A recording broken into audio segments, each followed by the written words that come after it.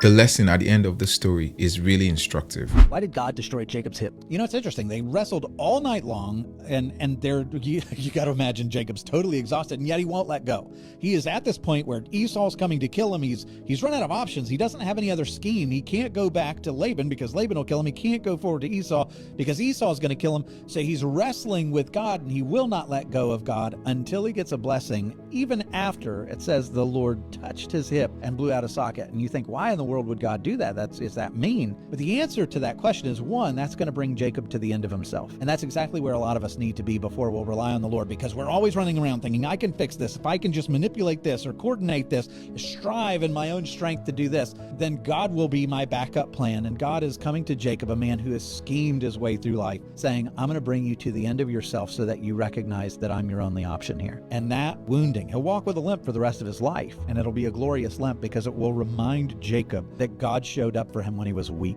It will remind Jacob, and it will remind us, that God's strength is made perfect in our weakness. And God sometimes lets us come to the end of ourselves more often than not to show us that he is our strength.